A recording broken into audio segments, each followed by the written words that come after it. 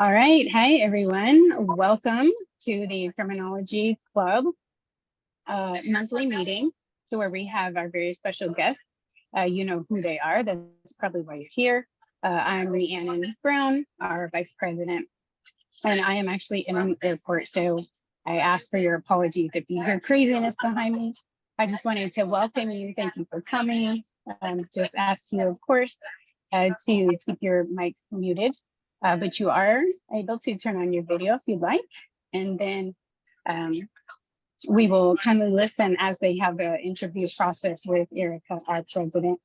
But before we get to that, I wanted to ask Anna to go ahead and do a slight personal introduction, and then we'll go to Hyrum and then Celia, and then we will kick it over to Erica to start the interview. Thank you again, and have a great time, folks. Well, thank you all for being here and for honoring us with your presence. I am Anna LeBaron. I'm the author of the book, The Polygamous Daughter. And obviously, for some of you that have read the book or watched the documentary on Hulu called Daughters of the Cult, you know more about my life than I know about yours. But what may not have been said is that I am the mother of 5 grown children, and I have one granddaughter who just turned 5 years old and a grandson on the way, due at the end of August. I am currently pursuing a master's degree and will graduate May 11th, and will move into a doctoral program right in the fall following my graduation. So a lot going on right now in my life that has given me a lot of joy and a lot of redemption from the life that I was born into, which you'll hear more about later. So I'm going to let Hyrum take it away. Hello, I'm Hyrum LeBaron. I'm 52 years old, and I'm actually currently a student at AMU. I'm about a little bit over halfway through a bachelor's degree in management. And I have 2 adult children and 2 grandbabies. And I am currently in the U.S. Army. I'm a sergeant first class. And my MOS is explosive ordnance disposal. And currently I'm stationed in Virginia as an instructor for a course called TTEC, which is Tactical and Technical Exploitation course, which is specific to EOD.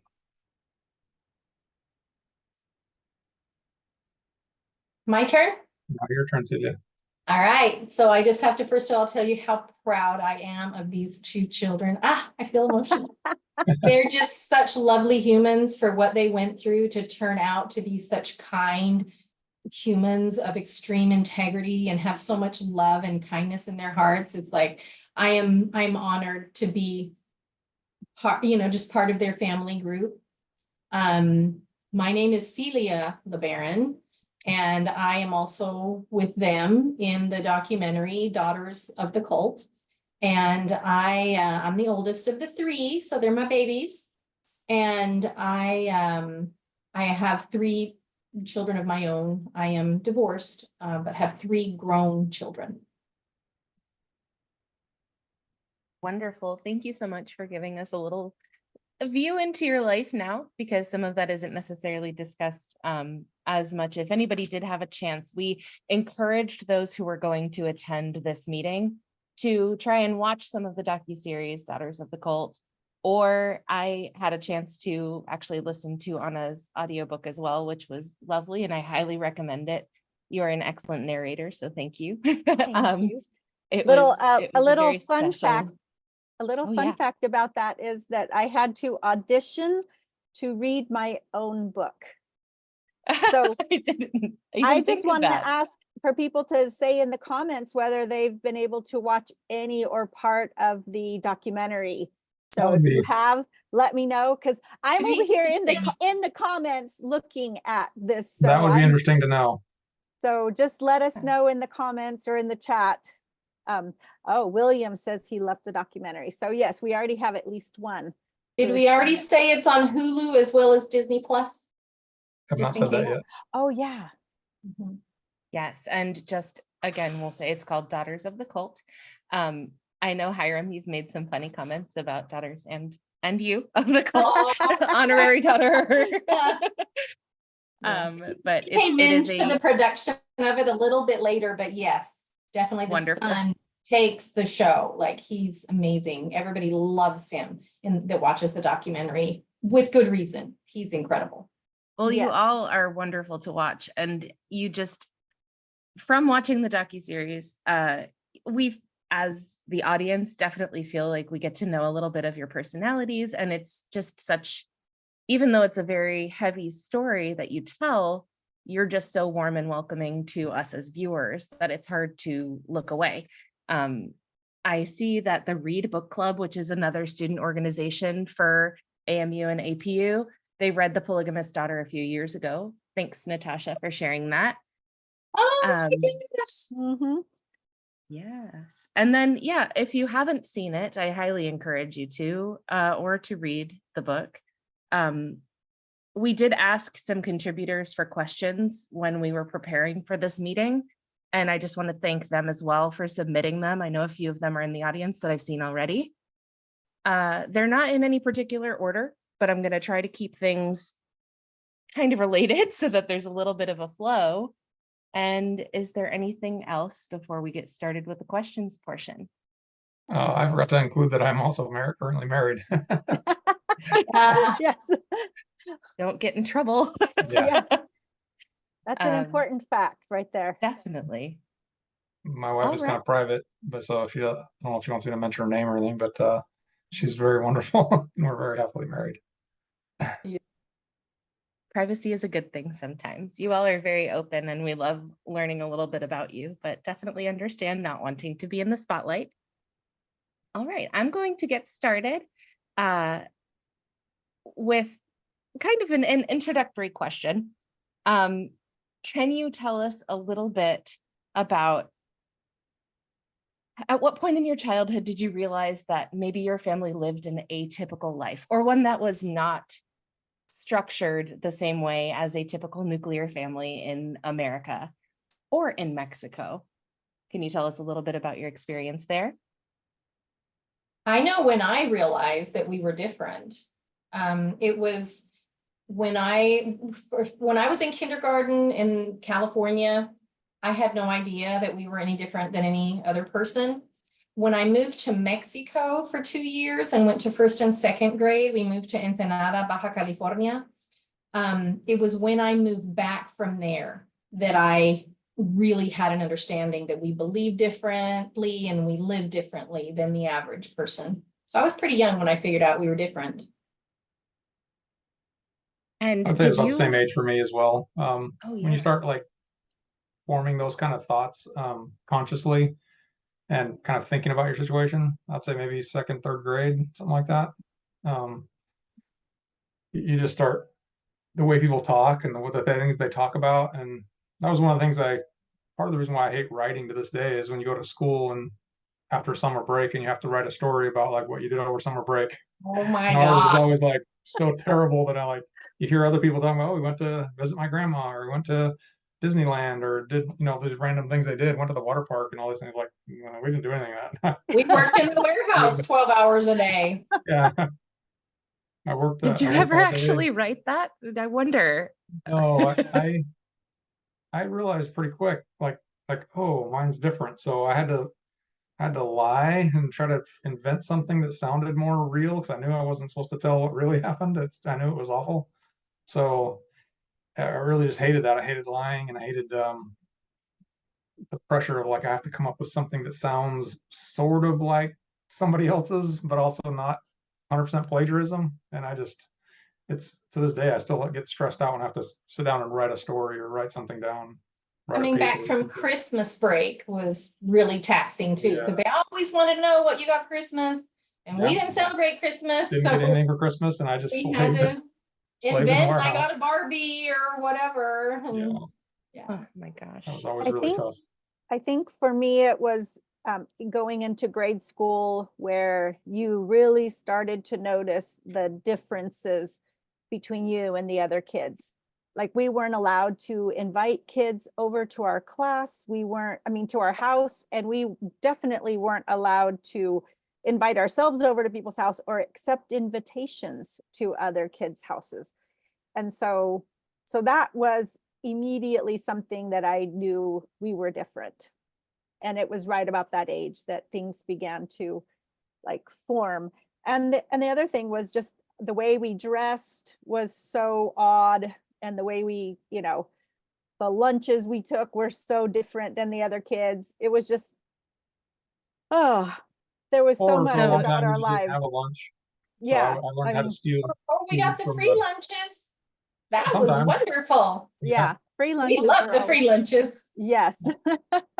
I learned to So- wait around by the tray turn in and try to like snag milks or different things from people to try to get some food when we didn't have free lunches. Yeah. Mm. That is one of the parts of your story that was most heartbreaking to me, was imagining, I have a 7-year-old daughter, so she's in 1st grade now. And I found myself thinking a little bit about how different your experience must have been. This is not a question on our list, but I'm not sure exactly how often were you enrolled in a traditional school or a public school? Because I imagine that when you were bouncing back and forth to and from Mexico, that was a little inconsistent. Am I right? Absolutely right. Every one of us has a different story about how often we were in school or out of school. I went to 1st and 2nd grade when we were moved to Mexico, but the next time I went to Mexico when I was 12, I wasn't put in school.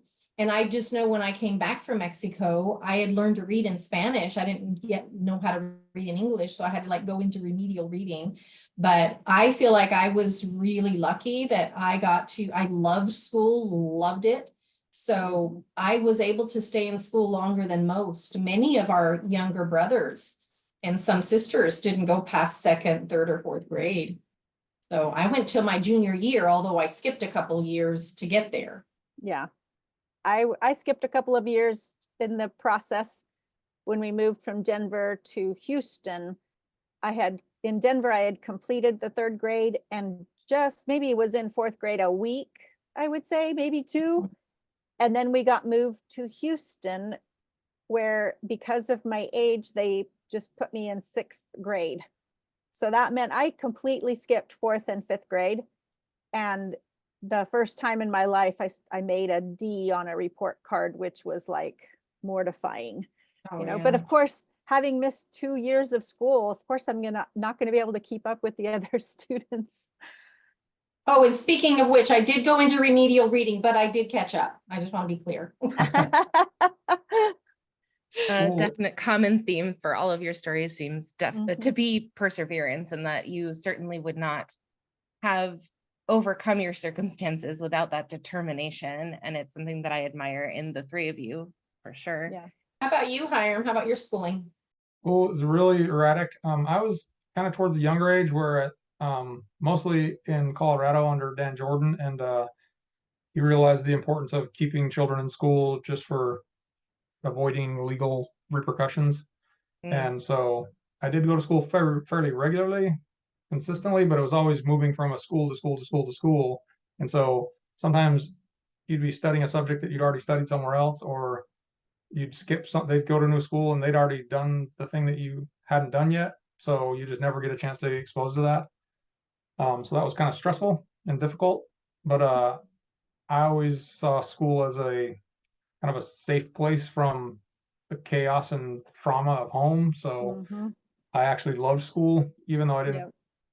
didn't really come to enjoy like education until later, but I liked school. And when I got to high school, I would, skip class, but it wasn't to go do anything bad. I would sneak into the library because I loved reading, and I would just hide in the back of the library.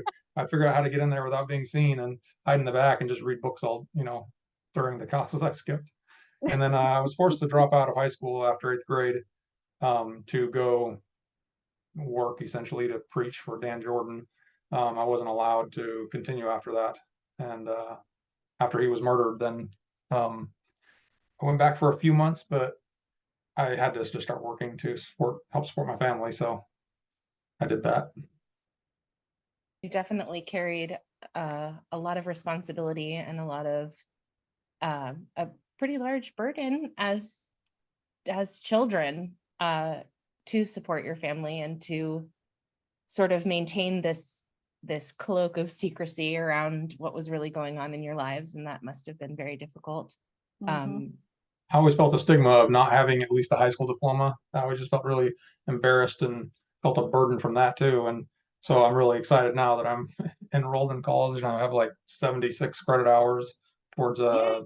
a bachelor's degree in management. Pretty excited That's about so it. exciting. That is something that's definitely worth celebrating, and I hope you do.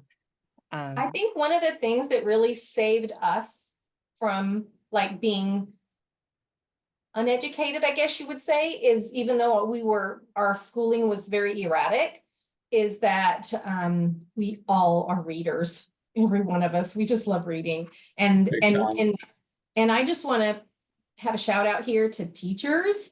Yes. We think teachers are awesome. They were a safe haven for us. There was so much abuse going on in our family life that when we went to school, there was just so much kindness and sweetness. And I just always wanted to please my teachers because they were just the nicest people. And it was really, really hard for me to see them as being, the evil outsiders that we were taught. So I think the best thing you can do is show kindness to people, because that helped us eventually question whether what we were learning was actually true. True. I have a question that is directly related to that. If you want to go first, Hyrum, please, but I will come back to it. Oh, I just wanted to say that like I didn't realize I have ADHD till like a year ago. And so I was always a problematic student. I was really rambunctious and loud, and I never did homework because I had to go directly home after school and work till midnight, 1 o'clock in the morning every day. So I would have teachers that I would get hundreds on all the tests every day. I just nothing but hundreds. I would do some homework even while the teacher was instructing, but I would be getting an F because I wasn't turning any homework or a really low grade, and the teacher would say like, "You just do a couple of these assignments, I'll give you a B," or something, because they were like, I'm getting hundreds on every test. They felt terrible, and I just remember that as a kindness. And there's a lot of violence in our family too. So I remember every school I enrolled in, my mom would tell the teachers and the principal, like, if he does anything wrong, you just spank him, like just beat Oh him. my goodness. And so I always, even as a child, I could see their eyes just get wide and we're like, oh, we're not doing this. And I also knew they are never calling her. No matter what I do, they're not going to call her. Oh my gosh. And if you just knew what a darling boy he was, like he was my partner in some jobs that we did together. Such a good, hard worker. And if you just let him read in the moments when I didn't need his, his physical assistance with moving appliances and stuff around, he was precious and super sharp, like a really smart little kid. I was easily distracted, and I also fought a lot, just because I didn't like attention from people. So I'd kind of always be shying away from bullies, and that usually is the wrong answer because they know, oh, this is weakness. It's like it wasn't weakness. It's just I don't want problems. I don't like confrontation, and so they would push and push and push, and if they got to the point where they were hurting me, causing me harm, then I would fight back with full force. And I handed out a lot of black eyes and bloody lips and bloody noses for that reason. But so that got me into trouble a lot. But even then, the principal or the teachers were like, we are not calling his mom because that's just going to make it worse. It's so good what that they was the recognize question that you had? Because they were so kind, those teachers. Oh my gosh. See, that just makes me love them all the more. Okay, we can go to your question now. We love teachers too.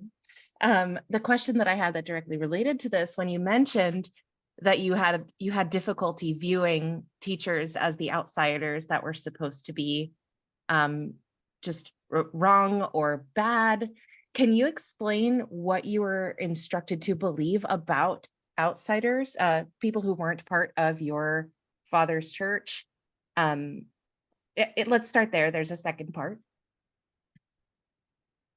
They were Gentiles, or they were of the world, and they were worldly, and they were the great evil that we just you couldn't get close to them. You weren't supposed to talk to them unless absolutely necessary. You weren't allowed to Trust them. confide in them anything. Don't tell them anything about our home life. Don't tell them anything about our religion. Don't tell them anything about anything.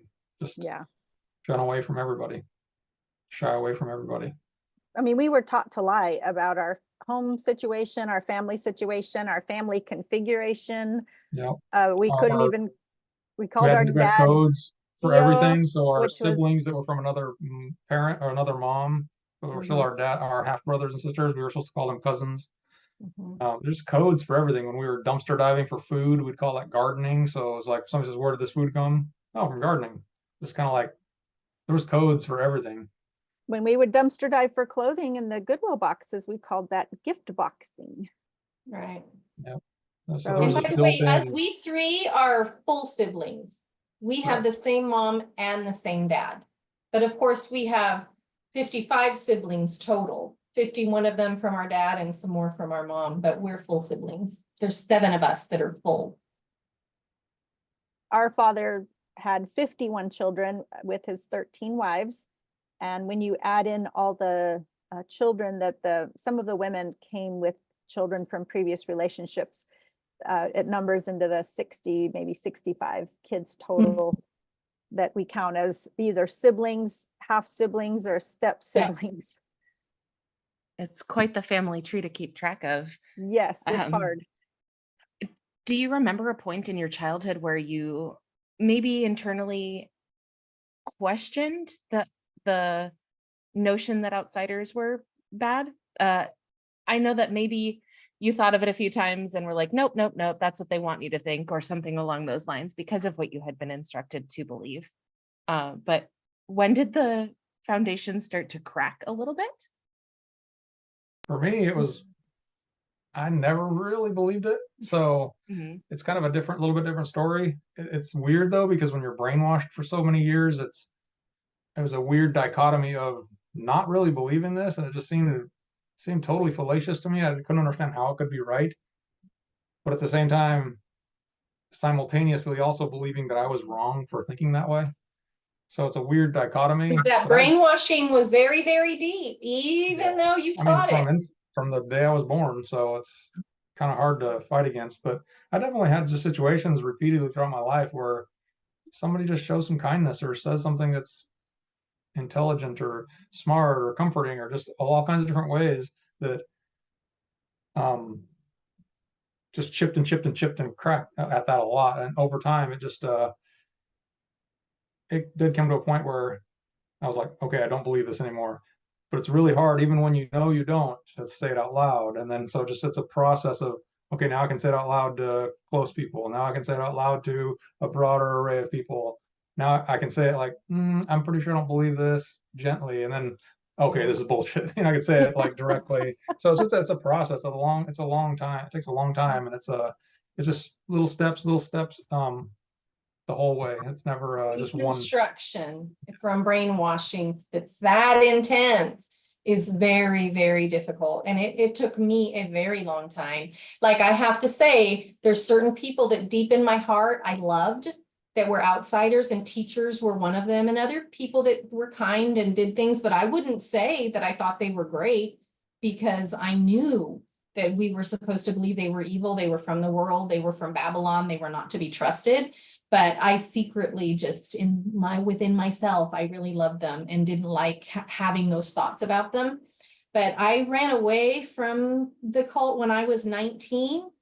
And it took me quite a few years, even after that, to finally say, like, Hyrum, oh, that was a lot of bullshit. Took a long time to get there.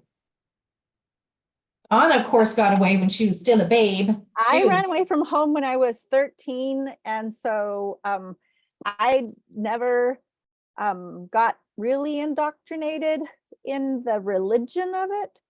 But of course, I was brainwashed about everything that we experienced. So that took some time to undo. And in some ways, I'm still in the process of undoing it. But that's something I want to normalize, is going to therapy for undoing the damage that's caused to you, especially in childhood. Childhood developmental trauma is real, and it is it is debilitating at times. And so I've spent more than 10 years combined in professional therapy and am currently seeing a therapist again. In December, I decided with the documentary coming out in January that I probably should be under the care of a professional therapist when the documentary came out, just because there's always repercussions, and I didn't want to just be on my own when that happened. That is an outstanding choice. I think I am a huge advocate for people taking the steps to get support that they need, no matter where they get it from, I whether am it's from a too. trusted friend, a professional, or you can find so much support if you just take the brave step to seek it. Yeah, Yes. and start with whatever you can, like a friend or Yes. somebody. Work your way through the process, and it's doesn't ever have to really end. It can just be like, oh, I'm taking this step now and this step now, and kind of keep working it. Because Yeah. I'm in therapy right now, and I'm also in marriage counseling, and it's just there's always little things you want to try to change and fix. And so when you notice those things, you're like, this is a problem for me, go find some way to try to fix it. There's nothing wrong with Yeah. that. I think it's very wise, actually. And Yeah. we were taught we were taught the opposite of that growing up. Psychiatrists were depicted as evil, like devilish, like whacks, just like it was a negative, very negative connotation. Psychiatry and therapy and all that kind of stuff. But Because I it would have developed a lot of undone the coping brainwashing. mechanisms that worked for me very well over the Yeah. years. But sometimes they stop working when situations change. So then, oh, I got to have this problem now. Go find somebody to help you find a new way to deal with it. And that's awesome. So I would like to go ahead. Oh, you ahead. Let's normalize talking about going to therapy. Let's normalize people taking medication for mental health struggles. Let's normalize telling people that we're in therapy for whatever the reason is, because it's just been so beneficial to me and so many people that I love and care about. And up until probably 5 or 10 years ago, it wasn't something that I felt comfortable talking about because I felt ashamed that I needed therapy. And I'm way past that now. So. And I have a daughter who's actually has a master's degree and is a therapist. So yeah, I definitely support therapy. Yep. And I'm glad it's available to people who need it. Yeah. Great. I will move on to another question. Thank you so much for talking about that. I know that can be a very personal and sort of close kept part of people's lives, but I really appreciate that you're able to share that and hopefully inspire others to take action to help themselves. That is my goal of sharing it.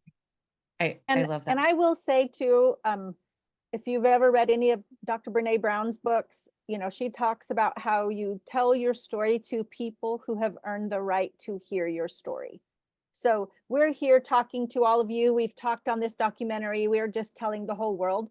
But for all of us, we each started off telling close personal friends, personal family members, people that you trust to hold the space for you while you're going through the confusing part of speaking the thing out loud that has been kept on the inside for all this time.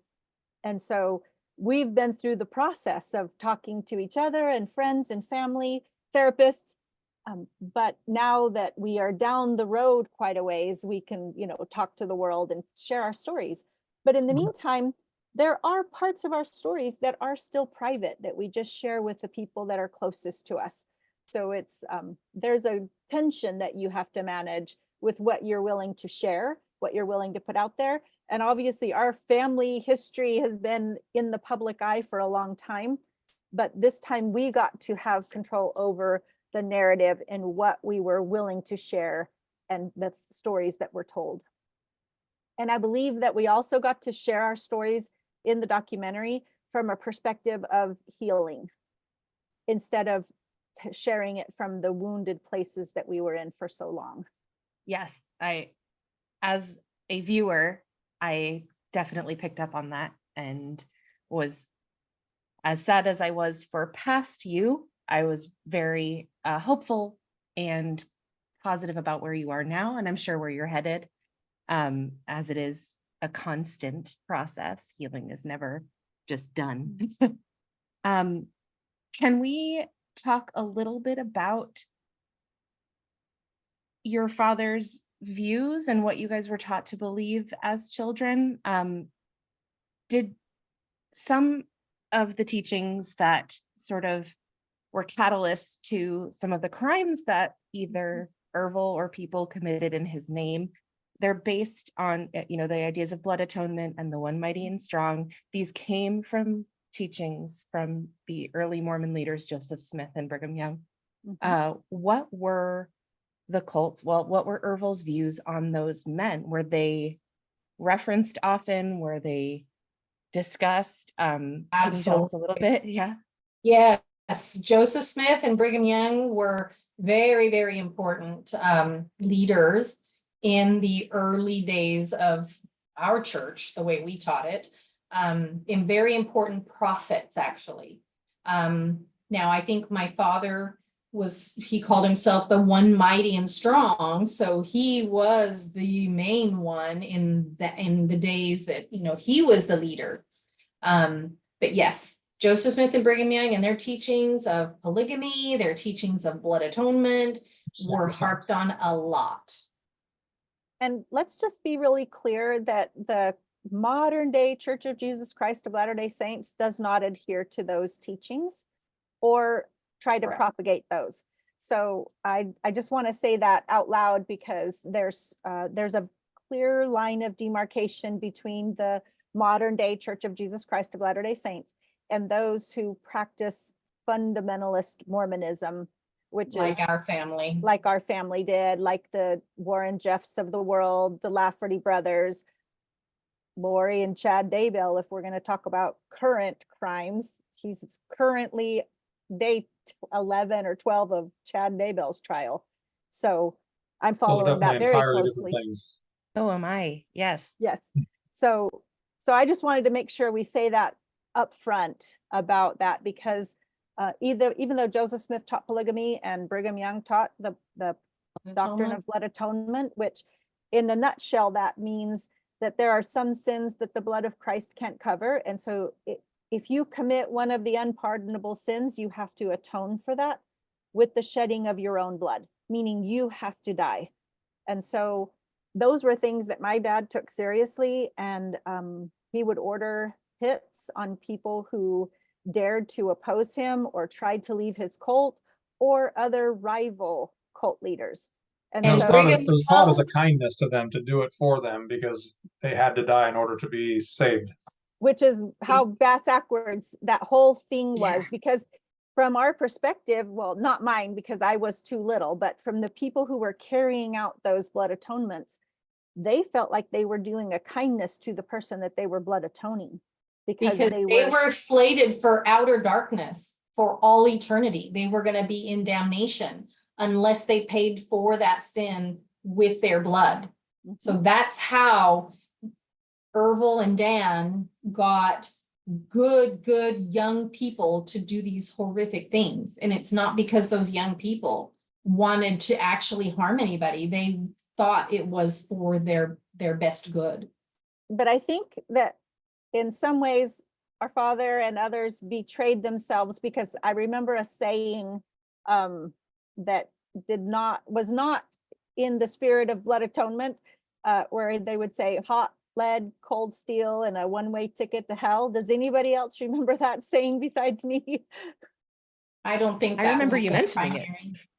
I don't know that was the primary teaching, not that I recall. I remember saying that, just kind of in jest. Okay. Yeah, not like it was actually for blood atonement. Not doctrinal or anything. Right.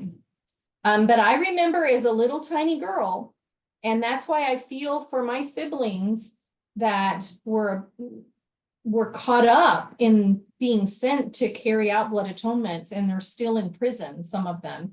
I feel for them because I remember I was maybe 7 and being taught the story of Abraham. I don't know how many of you know the Old Testament story of Abraham. He was sent by God to go sacrifice his son Isaac on an altar, to literally take his life. I remember being taught that as a little tiny first grader, second grader, and being told that we had to be willing to kill for God. Yep. So it was very deeply ingrained from a very young age that this was a good thing that God could require of you, a good thing. It must be terrifying as a child who doesn't know what part of that, like where the line is there, to wonder, I don't know, maybe you didn't really know what people were doing at that point. And I No. kind of have a question you were all a little bit too young probably to have been privy to conversations about what was going on. Did any of you, do you remember maybe Celia, any of your other siblings discuss crimes that were being committed and like, did anyone say, hey, I don't know if this is 100% right? Or was that just absolutely internal and out of fear, no one talked about it? So unfortunately, there were some young people that were involved in those conversations. Like I think one of my half brothers was 12. I think Isaac was 12 when he was involved in the planning of the murder of Rulon Allred, who's one of the people, my dad, one of a rival, I guess, cult leader that my father had blood atoned. But usually children were not involved in those conversations. And I didn't know anything about any of that until I was in my late teens. So people were disappearing out of my house and being blood atoned and buried in shallow graves, a couple hours from where I was living. And I had no clue about it. Like it happened when I was just 10 years old. My half sister, who was a bit older, like 8 to 10, probably 10 years older, who she was having a mental breakdown. And she was threatening our father that she was going to go to the authorities if he didn't do certain things that she was demanding. And so in order to silence her, he had his own daughter blood atoned. And in fact, my father, of course, he had, as well as any of us can count, he had 51 biological children. And there were 6 of them that were murdered by his cult. So that one I'm talking about when I was 10 was the only one I think he ordered, but it was his teachings that got all the other ones killed as well. It's a very tragic story. I'm so sorry to you who have all had to suffer these losses as well. And, many of them after the fact. And it must be so sad. Thank you. I mean, I didn't know anything about the criminal activity that was happening until I was in my late teens, after I had been out of the cult for quite a number of years. And I picked up the book, The Prophet of Blood, I think it's called, and read all about my family of origin. And I found the book accidentally. I don't think I was supposed to see it, and took it up to my room and devoured it in just a day and a half or so, and then got put it right back where it was, and then had to try to walk around and pretend like I didn't know any of the facts that I had just discovered about my family. And weren't you in terror about it all? Yes, I was in terror about it all. It was awful having to pretend like I didn't know things that I now knew.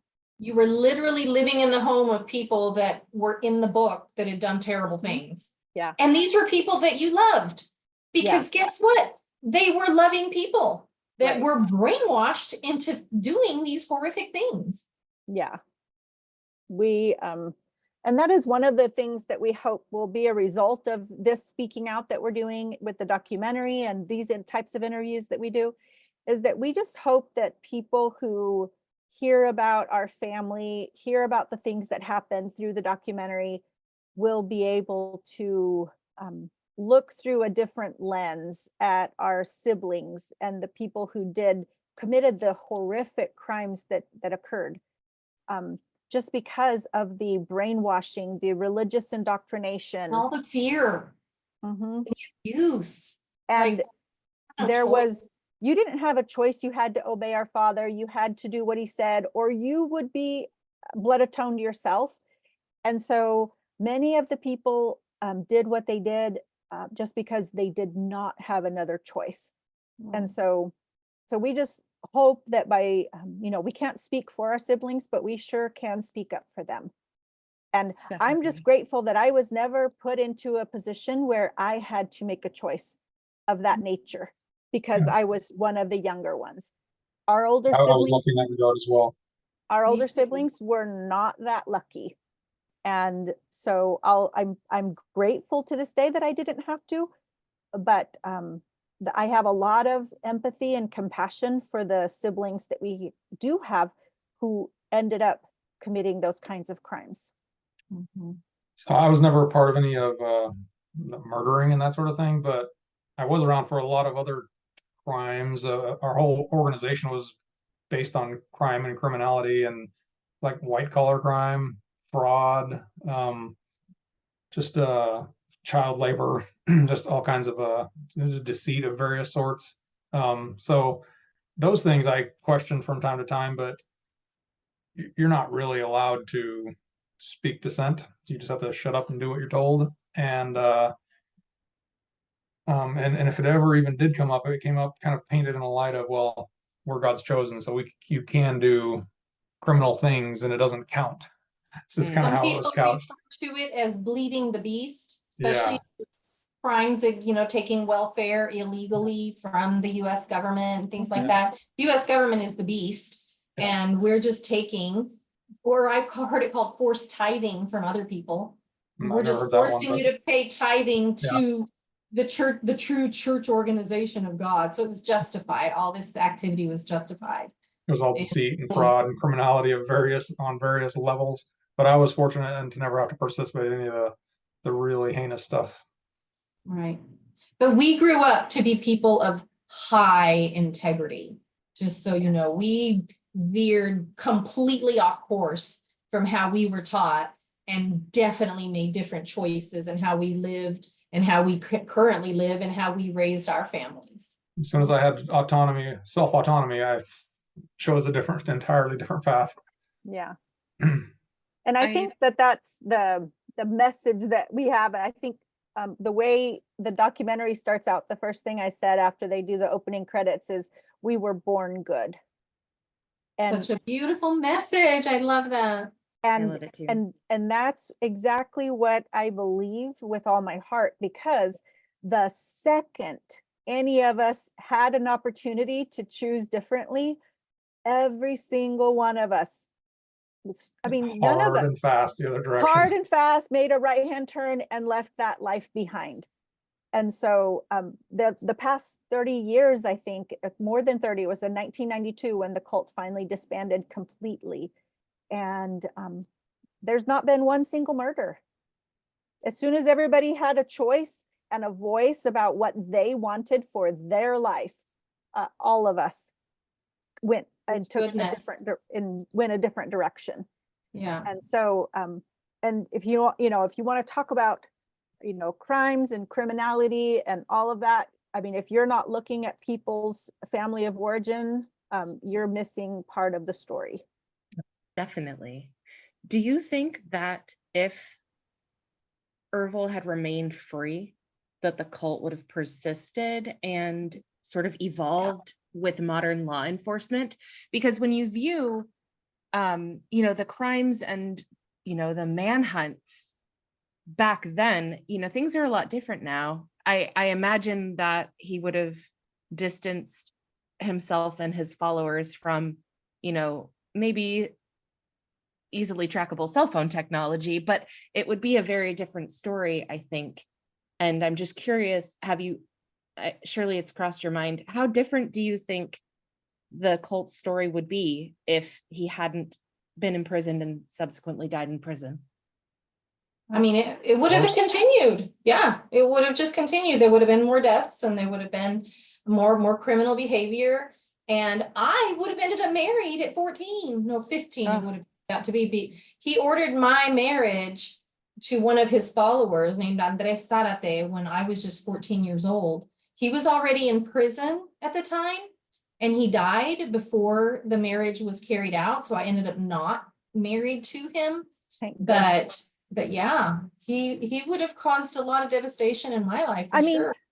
but think about it. Our father died in 1981, but the cult did not finish disbanding until 1992, Right. over a decade later. And Yeah. so that just gives you an idea of the amount of power, control, and brainwashing, indoctrination that had its hold at its roots. I mean, if Yeah. you watch that documentary, the opening title sequence basically tells our story in that little 35 seconds of that title sequence, where it shows the roots of the criminality that are entangling themselves in all the children. And then over as- our minds, the roots show, Mhm. it shows it coming across our brains, and just Mhm. had complete control over our minds, our bodies. We had no choice whatsoever in I mean, anything we did. I do think law enforcement tearing it down was inevitable. It would have happened Yeah. eventually, but it would have been a lot longer and a lot slower process. Right. Some of the turmoil that began, I guess, when Ervil passed away, when people sought to step into his position as the one mighty and strong, that was sort of, I may be getting the timeline a little bit wrong here, but a lot of that was what gave you the opportunity to escape. Or maybe not, maybe some people, the timeline is a little bit fuzzy in my head, but do you think that the pressure or insecurity that allowed people to walk away would have ever come around full circle if Ervil hadn't died in prison?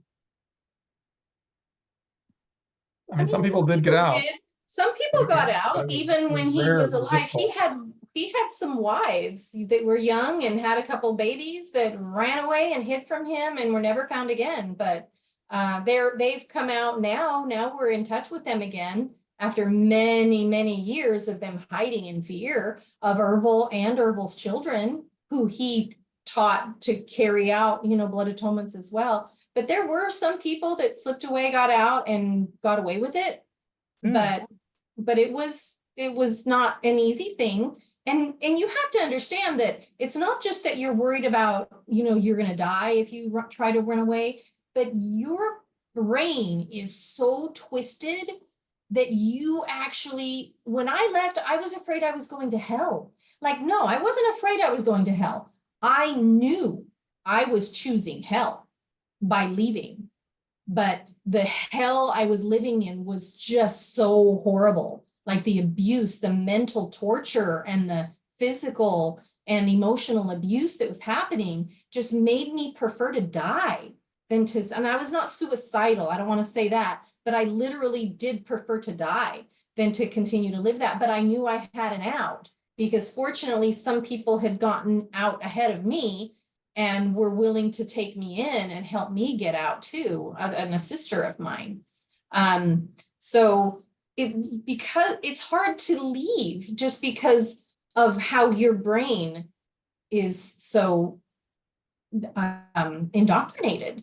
Not just the indoctrination, but you don't have any outside support. Nope. You don't have any, your own money. You don't have any, I left not owning anything. You have no vehicle, you have no anything. No bank account, no money, no car, no. You are literally like starting from zero, or actually in the negative. Like you are starting bankrupt if you try to leave, because you have nothing on the outside. And very little education. Yes. You've been taught to fear the outside your entire life. So what are you going to go to? Overcoming that is really difficult. Wow, the whole thing. It was an incredibly, it's a miracle that any of us got out. I have a lot of like kind of daydreams or fantasies from a pretty young age about what it would be like to be out. But there was I didn't know anybody. I didn't have any, I wasn't able to have any resources. I didn't have any support anywhere. I didn't have anything. There's how do you get out when you have nothing? Everything you own, you don't own anything. Everything's owned by the cult, and I never touched money. Nothing.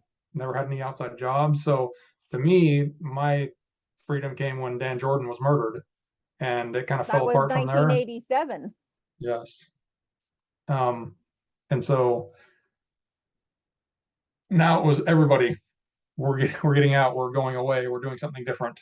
So that was my opportunity and how that happened. And I don't think he should have been murdered. I think there's other ways it should have, law enforcement should have arrested him or something else should have happened.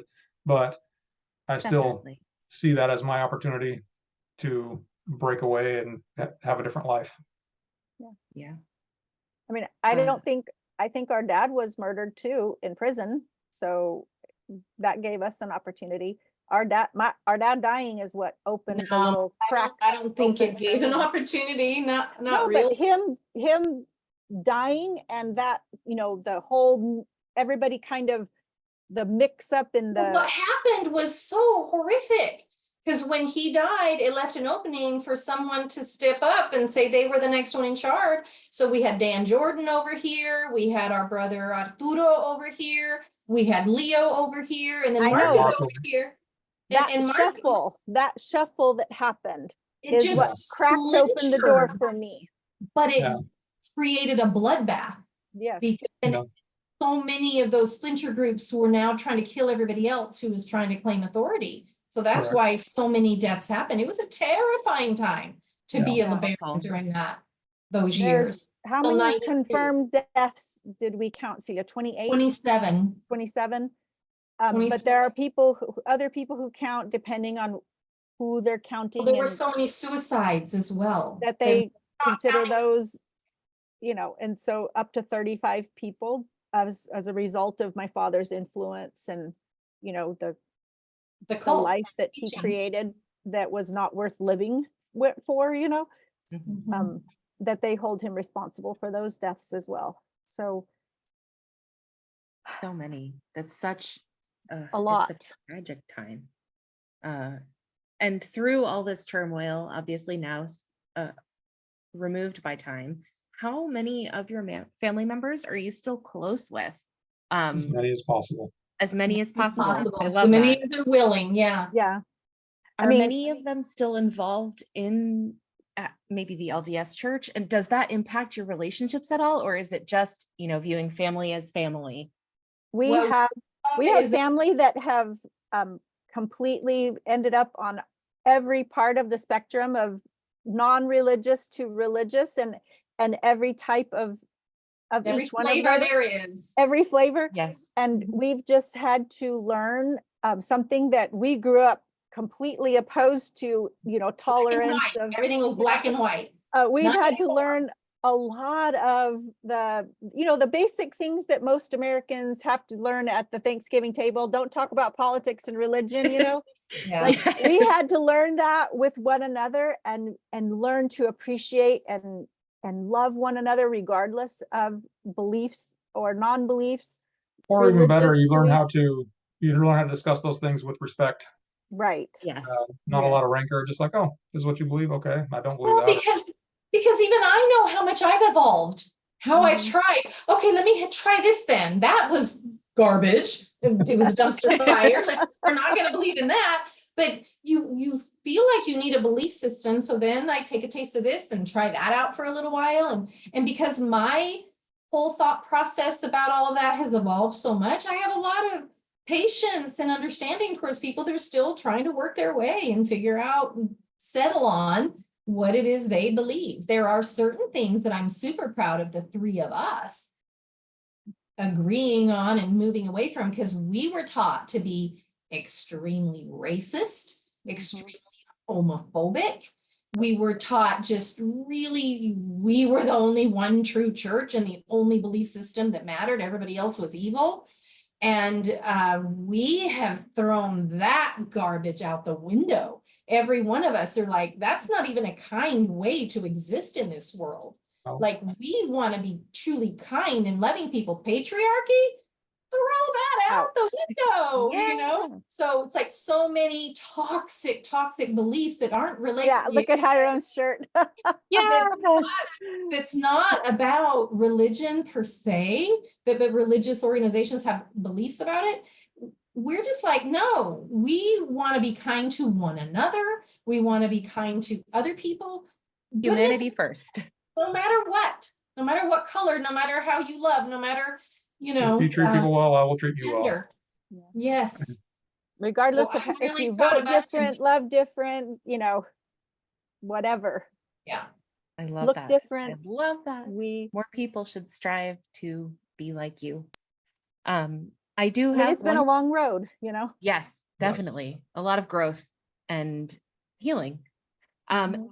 If so, not everyone will know your individual beliefs, and that's to be expected because we have such a large audience today. I'm excited about it. But if you do still believe in God or are part of a religious organization now, how did and do you cope with any PTSD from the trauma you experienced within religion throughout your life? Because I'm sure that has been a journey in and of itself. Well, Anna will be the one to answer that question because Hyrum and he's a little more strongly atheist than I am, but I'm just a hopeful agnostic over here. I don't believe in any religion except be kind to God's children. That's my religion. Yes. Mhm. Well, Anna? I'm a Christian, and but the way I define that isn't the Americanized cultural Christianity that is very common today.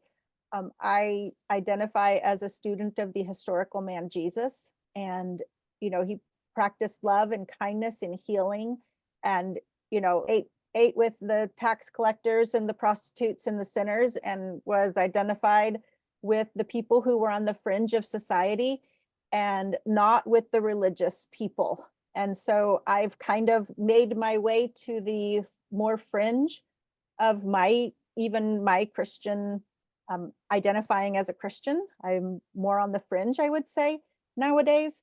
And my religion is, if we can become more like Jesus and have more love, joy, and peace in the world, I don't think anybody would be opposed to that. It's probably the people who call themselves Christian who are giving Jesus the worst name in many instances. Not everybody, obviously, but things that you see in the news and the headlines, those are people who are not behaving like Jesus. And so that's where I landed is I'm currently in master's degree program, earning a degree in Christian spiritual formation and leadership. And my goal I'll be in a doctorate program on the same lines. My goal is to write my next book, helping people who are like me, who want to have a relationship with God, but who have experienced religious trauma and spiritual abuse, so that you can have a relationship with God that's good, that's kind, that's personal, and that's meaningful, instead of just more religion, more religiosity or scrupulosity, as some people call it. That's not what I'm about. That'll be a wonderful way to connect with people who may otherwise feel like they don't have much in common with people who are either seeking religion or within religion already. Yeah. I'm really excited about that project for you. You you. do so much good, and you are, again, I've said inspirational before, but all of you have such a good example for people to overcome tumultuous past and just work on healing their relationship with themselves and their past and their family. And it's just heartwarming to think about for me.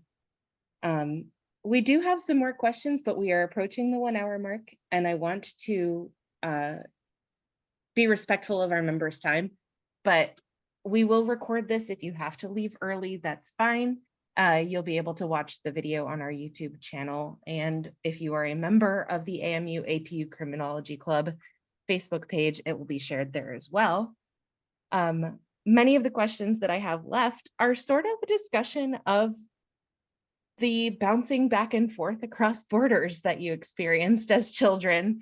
We've spent a little bit of time so far discussing your father's cult and the crimes that were committed in his name, but also as like a little aside, you were fleeing the law by going back and forth to and from Mexico and across various states as you were growing up. And that had to have been a fearful, sometimes uncertain time for you as children. And we all know how, stability is usually what your seeking for your children so that they can Mhm. learn and grow and feel safe. But how often did you know in advance that you'd be moving from Mexico to America, from America to Mexico? Never, huh? I don't remember Never. ever knowing ahead of time, not more than hours or maybe a day, 24 hours. I don't know. It Not was even that. It was always get up. It Get in was the the middle car. of the night, get in the car. And That we was- would leave everything behind and have to start over every single time. It's literally about from any move, it was literally just get in the car. Then you get in the car, you don't know if you're going to the store, you're going to get food from a dumpster, you're going to school, to church, to somebody else's house. Then you just get in the car and all of a sudden you're driving and you end up somewhere else and that's your new Mhm. place. Yeah. Oh my I mean, with the clothes on your back. we didn't have like traditional houses with, dressers and, I mean, occasionally we'd have a dresser, a bed, or something Usually that somebody box. got at a garage sale or off the side of the sometimes, road. yeah, that. But generally, like, we had a cardboard box that we kept Mattress some of on our the things floor. in. If that, we slept on the floor on a dirty carpet for much of our lives. Yeah. Yeah. With a blanket or a So- sheet or something. So there wasn't really much involved with getting up and moving. It was just take what few little things you could grab and get in the car.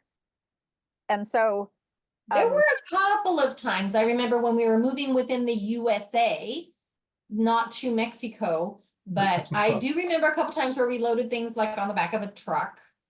Like I remember the one time my mom had to leave us in one house in California to move to another place in California. And my little sister and I mean, my older sister and I were left alone. I was like 8 and she was 9 or something, left in a house overnight because she didn't have room for us with the things and the other children in the truck. And she had to come back for us the next day.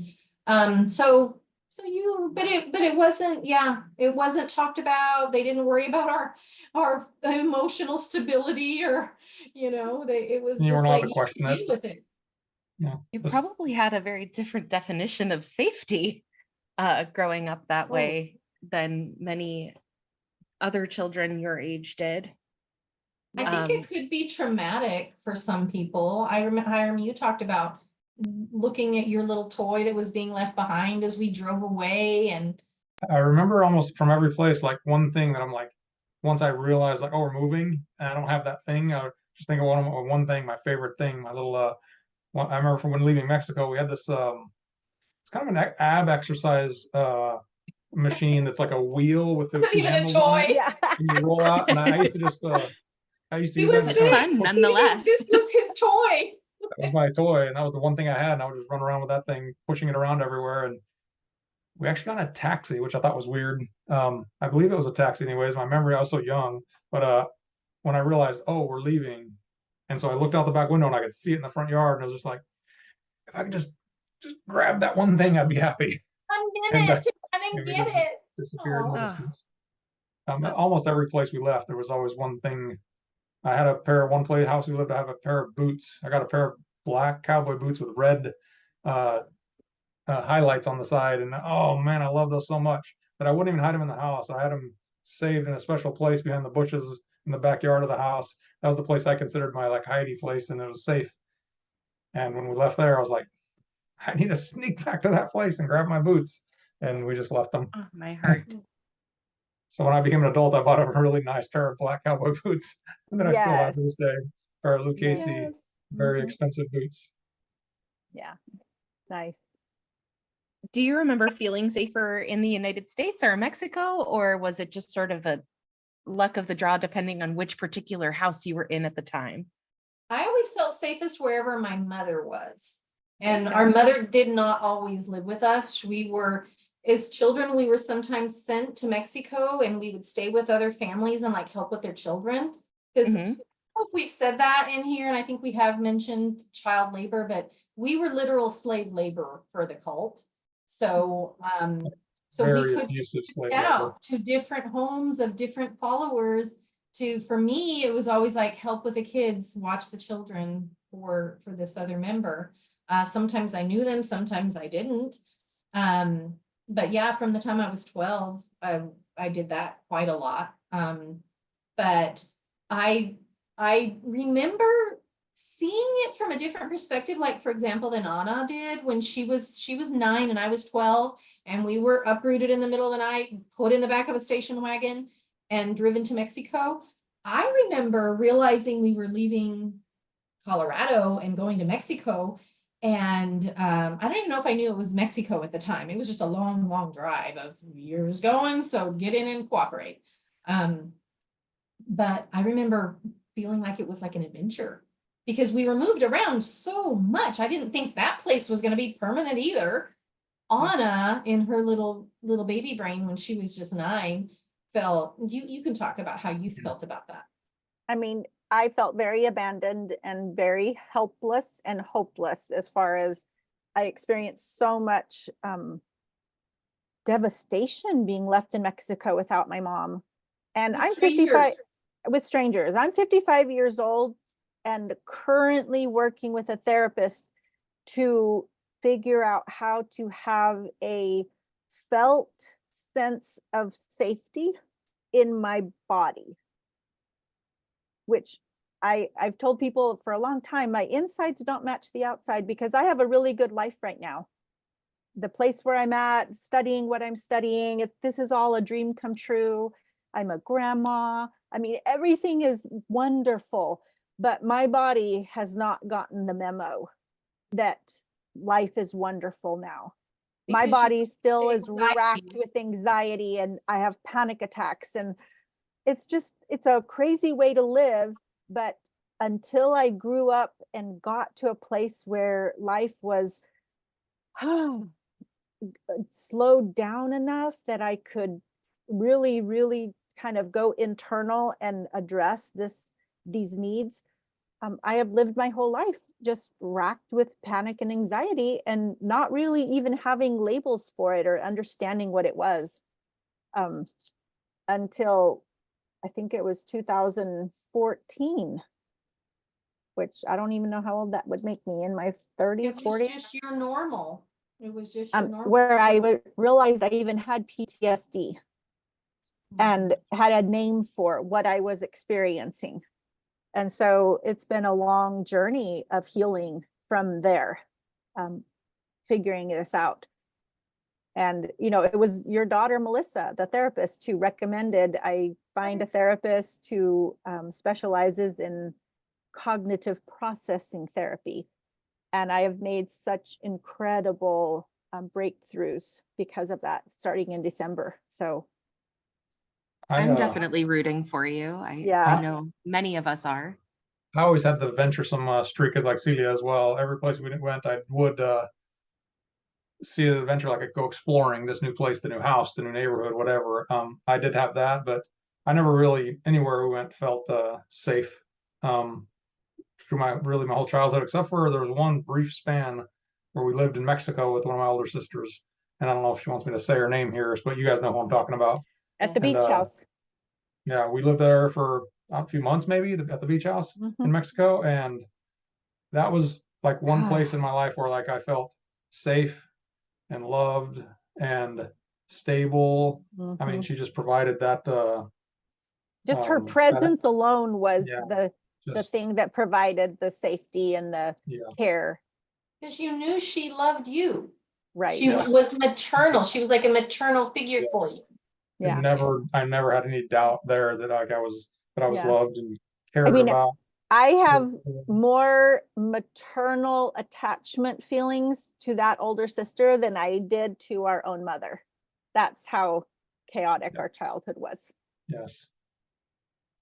And I have other places where I felt joy and cared for and loved and stuff, from Celia and from another older sister, where they would always try to, school was so important to them that they would always try to sit us down and teach us how to read and teach us how to have manners at the table and don't put your elbows on the table and these are the forks and this is how everything's supposed to be set and use your napkin properly, and we'd do different things where, okay, I feel loved and cared for, but I think you hated it at the time though. but I did the schooling, the reading stuff I didn't hate. And I was gonna civilize these lovely children of mine. Yes, but They turned out for a great. period of time where holistically I felt loved and safe and stable, and like if I could have just lived like that for the rest of my life, I would have been happy. And I hoped that we would just stay there forever. It was idyllic. Things were That was a very brief constantly period of in time in my life. upheaval. Mhm. Yeah, we had constant change, constant upheaval. So And I'm kind of an different. adrenaline junkie, so so the adventure part of it was always fun for me, but it was on top of, you also feel unrest and insecure and scared and stuff, but let's go have fun anyways. Yeah. Your access to medical care wasn't always consistent. And I was curious, this is kind of an aside, but were many of your births and those births of your siblings home births? Or were hospitals a thing? Nope, home. If Yeah, it weren't you was born? free, they did free hospital care, you know, sometimes Mm. because we were very indigent. But I was born at home. I was born Oh. at home. Yeah, I don't know where I was born, but I do know You that had a at one time doctor. You had a when I was, doctor, but mom, we lived in California at the time, but mom drove to Mexico for your birth. Doctor 00. No, he No. was a neighbor. Okay. when I was probably 12 or some age like that, I was running and ran into a metal bar and broke two of my front teeth out. And I remember we went to an ER, and I believe we gave them like fake names or something because we never paid any bills for it or anything like that, but they fixed my teeth. And I had to go get them fixed again later when I did have insurance as an adult, and I've had them repaired a couple of times since then. But always when I had the financial capacity to do it and insurance and that sort of thing. But as a kid, I know at that time we did not have insurance. No, we And it did was just not. ER visit. I got a bunch of stitches in my leg one time. I ripped a big chunk of meat out of my thigh once. And we were constantly getting injured and had things happen, but it was just go to Well, ER. we worked under hazardous environments, Yeah. like Yeah. very hazardous. Yeah. But Grown most of the up time, jobs even as children. most injuries were just ignored. Just Mhm. you'll heal. Like Mhm. your leg, when you broke your leg. Yep. I broke my You- leg and never went to a doctor. When I was an adult and had a good job and good insurance and everything, I broke the bone next to that one. And when they were x-raying it, he was like, "Oh, when did you break this other bone?" And I was like, "Never." He's like, "Oh yeah, you broke it. It's very clear in the Oh, x-ray. no. Probably when you were about 15 or something."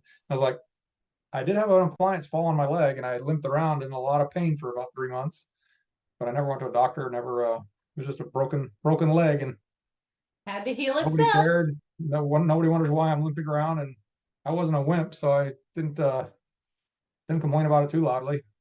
He So- was a tough kid, that's for sure. Hard So, working.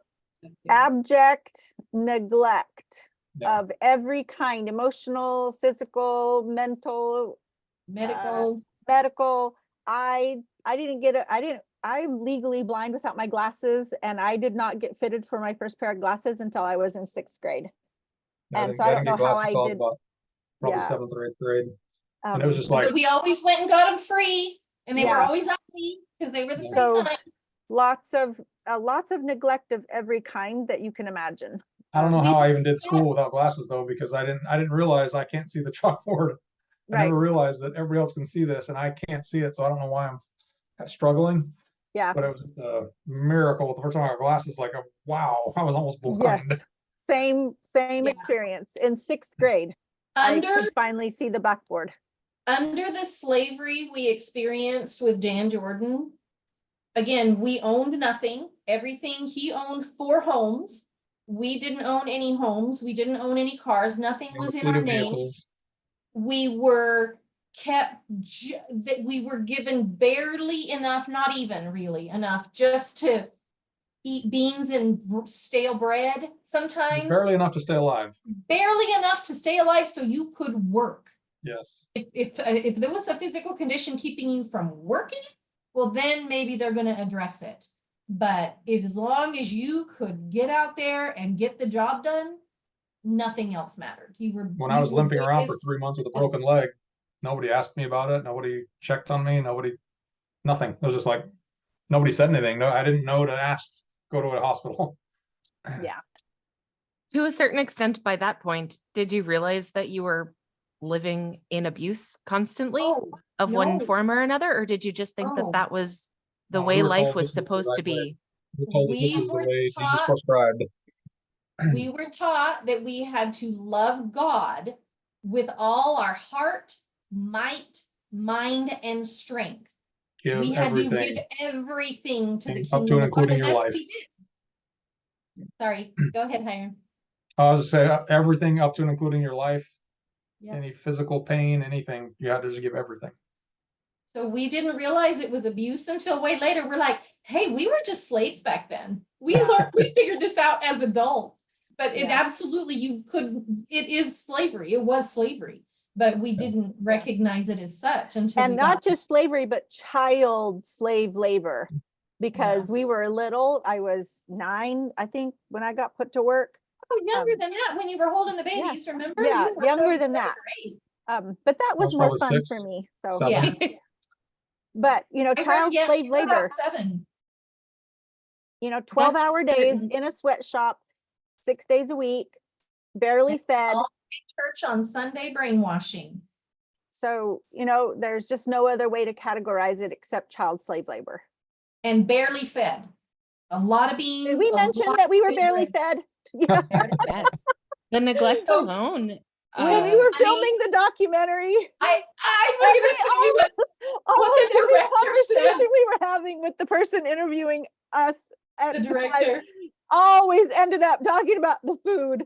Remember She said, this? yes, And it's about always, that. it always ends up with food with you It always guys. ends up with food about you guys. We were literally, I knew which weeds out of the yard were edible just to have some food in my mouth, in my belly. It's from sometimes where you just go days without getting food. Oh, So, my yeah. gosh. Because we had to pay for all of Dan Jordan's 4 houses. And all of his children and all of his wives. All of and his children, and they were fed better than us. They were treated better than us. They went to school more than us. And got that's to do because extra- our dad was in prison. And they got to do extracurricular activities, which, you know, for school, that was unheard of for us. We were working after school every day when we were Although allowed. he didn't treat all of his children. There were certain of his children that were also, because he was married to several of our siblings, their children were also considered second-class citizens as well, and they were treated poorly and abused and starved as well, right along with us. Mhm. Yeah. Because they I'm were half thinking of the LeBaron. ones, his children that were my age. Not my Well, nieces. one of my nephews Summer tells the story bonus. of when there was no food in the house except for one little bottle of mustard, and he and his siblings sat around and squirted a teaspoonful of mustard in each spoon, and everybody would get a spoonful and just go around until the mustard was gone. That's all they'd eaten for days, to the point where they could actually feel the sugars from the mustard hitting their body and like ooh, kind of brightening up because they actually had a little rush of sugar from the mustard because they hadn't eaten for so long. So it wasn't all of Dan's kids were treated well. Some were treated pretty poorly. Oh, my goodness. It's easy to think. I'm glad that you brought that up, because as somebody who has watched and listened, I remember things like the if you hit enough sales, the $50 bonus that was supposed to be used for school clothes, and it was so exciting. And then the deflating realization It was when repeated it over and had to over. be Yeah. split. That's just, my heart broke over and over again. I was like, the smidgen of hope, and Yeah. then it was gone. This is the Um, one But that I- puts spit and vinegar in Anna's gut. But that Yeah. is, I today, to this day, now that I look back, I can tell you that I'm really grateful that he never paid that $50, because it was that injustice that we experienced that caused me so much bitterness of soul that we weren't allowed to express or talk about or have feelings about. And that bitterness just grew inside of me. And I was probably 11 years old when that happened. And then when my dad died in prison and my mom decided she was going back to Denver where Dan Jordan was, I was like, That not was just it. no, hell no. Right. Because in Houston, we were treated just a smidgen better, we'd be get Right. paid $5 a week regularly, So Fed. so that lack of justice on the part of Dan Jordan with that $50 situation, that ended up being my ticket to freedom. So Yeah. and I will say, just so if anybody thinks about this, I had a lady that I was in contact with that I met through a friend and that I was going to get to see again at another time. And the second time I saw her, she came up to me and she handed me a little card, and and said, I just want to be part of your redemption story. And in this little card was a $50 bill. Oh my goodness. She goes, I want you to go and buy yourself something really nice. What did you get? How do you choose? Were you I overwhelmed? mean, the world was my oyster at that point. Yes. And this was probably like 5 or 6 years ago. So it was just a fun little moment that Needed to include a little inflation in that, but okay. yeah. Oh yeah. No, the gesture Probably would was have just framed it. so Sweet sweet gesture. and kind. Yeah. That's the one thing I want to point out too, is that just throughout all this horror, there was little pieces of kindness and thoughtfulness and just wonderful people along the way. Just I have a ton of stories of people just doing nice things, and law enforcement people that, even though they were just the worst, the enemy of us, Oh, we someone were would be in nice to terror. us, and it'd be like, to kind of put a little doubt in my mind of like, is he really that bad? If Yeah. they're being actually kind. Mhm. So I encourage people that you never know what people are going through. So if there's any place you can put some kindness out into the world in Mhm. little tiny ways, they have a dramatic ripple effect when they're Yes. placed where they need to be placed. Yeah. You can make a big difference in I remember that when I was deployed, to Afghanistan, I always carried big pockets full of candy so I could hand out to all the kids. Mhm. Because I'm sure they were taught that we were the Enemy. great Yeah. Satan or Infidels. whatever. And so Yeah. I'm It's not a that. I'm perspective on your that side.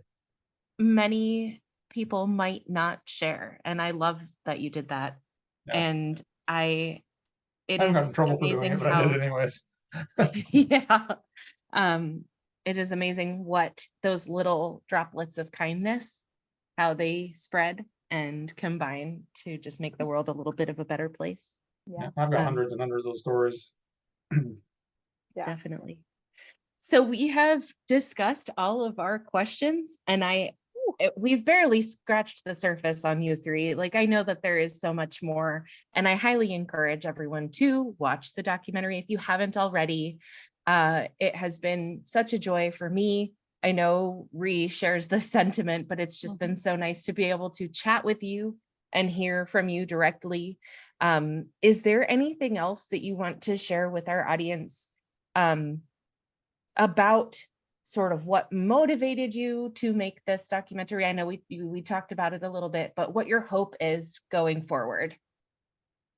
I would say my hope grew into, as I really only did it mainly for Anna. I always wanted to be super private about my history. I didn't want people to know I was a LeBaron. I didn't want people to know who my dad was, because I was afraid of the judgment.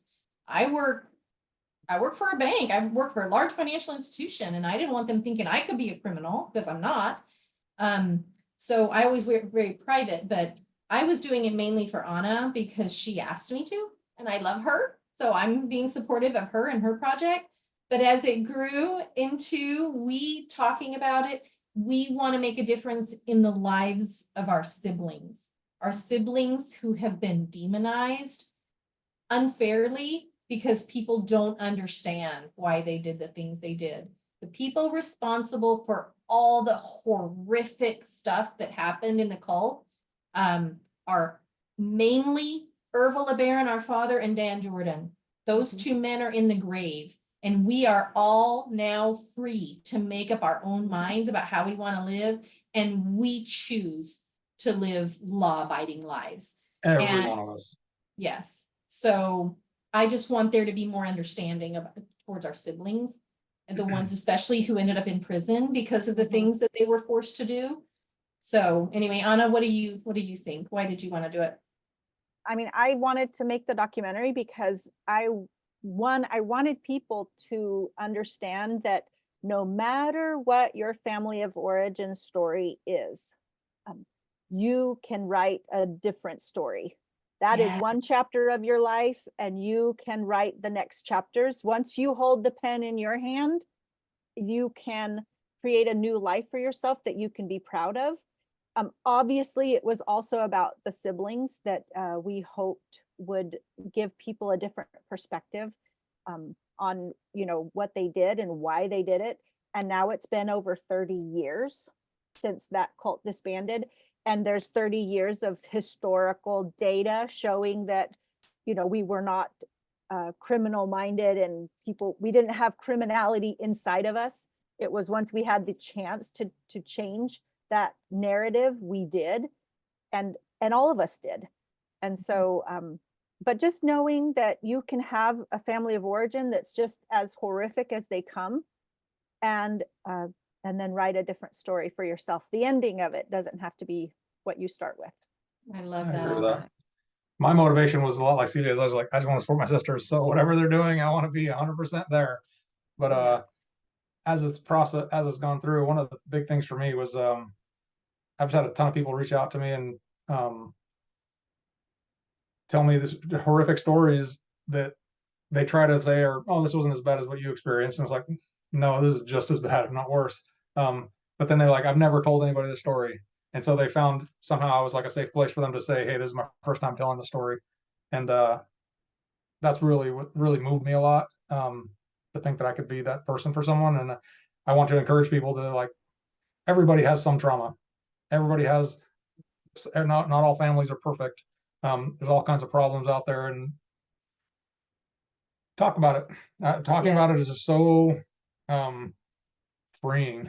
So it just kind of lifts a weight. Every time I tell a story, it just, like, the weight on me just becomes slightly less and slightly less. And it's not as dramatic as it was when I first started talking about it, but it still happens. So find someone safe, start telling your stories, make that be a start of your journey to being in a different place. Like Anna said, writing your own story, writing your own ending. And it's hard, it's not easy, but find a place and just start. And once you start, that's your launching point for the rest of your life. Somebody commented, there's so much shame. There's so much shame, and something bad happened to me. Somehow you feel like you're wrong, or their emotions are so weird. Kind of work through that. Talk to someone. Just start telling the story, and you're going to find the people who are going to say, you did nothing wrong. You were abused, and that's not your fault. And you can start healing from that. Yeah. One of the people in the comments said trauma should never be compared.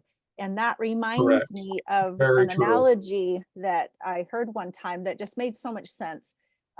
Whether you have a near drowning in a swimming pool or a near drowning in the ocean, the effect of that stays with you, and it's the same. Yep. And so whether it's trauma from this or trauma from that, or, you know, some people call it big T trauma or little T trauma. Trauma is trauma. It's all trauma. Yeah. Yep. And you can have trauma from anything, car accident or your family. It doesn't, like, it could be anything. So just talk about it. Start freeing yourself up from that pressure and that weight. Thank you. Thank you so much for advocating for each other and for your siblings who cannot speak out as much as you or don't want to. Understandably, we sincerely, we're so grateful that you've let us help you spread this message, and that you've taken time out of your busy weekends to talk to us today. I've been monitoring the chat and I didn't see any other questions pop up, but if anybody has anything else, the last thing that we usually like to do before we conclude our guest speaker sessions is we ask everyone to turn their video on, and we take a screenshot of the whole group as one. Look at to see everybody. So I'm going to try and switch the view to gallery, which it looks like I did. And then everyone who's in attendance, if you feel comfortable, please click start video. I will ask that you remain on mute, just because with so many voices, it can be a little chaotic, but I'll take a screenshot. We will share this only to the AMU and APU Hello, page. everyone. Really awesome to see your faces. Wow. Yay. I guess I should lead by example and turn mine on there. There we are. There you go. Oh my gosh.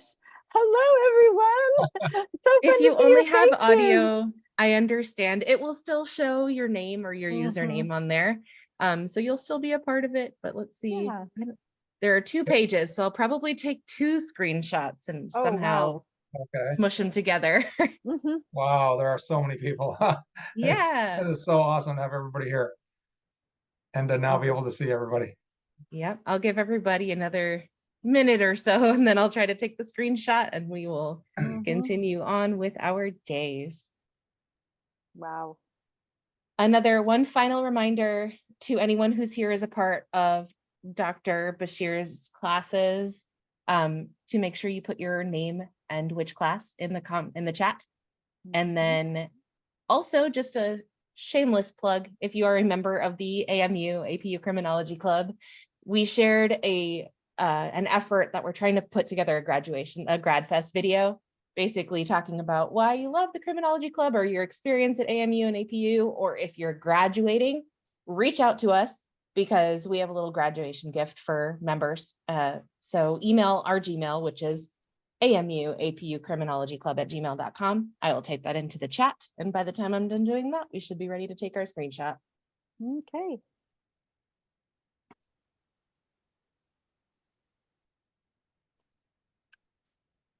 There we go. All right. So turn on your Thank you all cameras so much if for you being here. can. That's so cool. Thank All right. you. Thank you, everybody, for hearing our story and being part of our healing journey. Yes. Really appreciate it. All right. So screenshot number 1. Smile, everybody.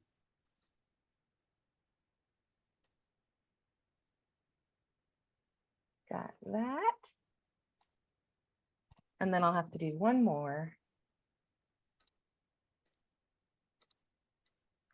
All right. And then I'm going to take page 2 because we have so many people I'm so happy to see.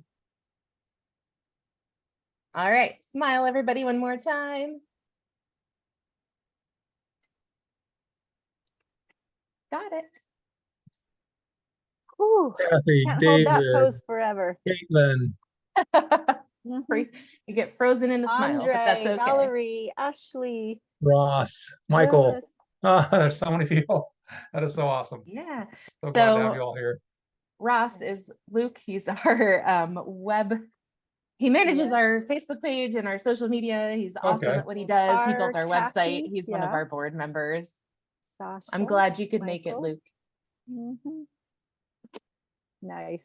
Oh, your audio is Our off, buddy. Ludwig. There's a lot of people that only have audio as well. Right. Yep. Which is And great. Seth. Anyway, so we will conclude. I'm about to stop the recording and Okay. just Hey, thank you but so we much want again. those screenshots too. We want to. Yes, I will send them. I can Oh. send them. Yes. All right. Thank you again so much. I've really enjoyed today. Thank you. Thank you. I've enjoyed it as Thank well. You're welcome. Thank Thank you. you all. All right. Stopping the recording now.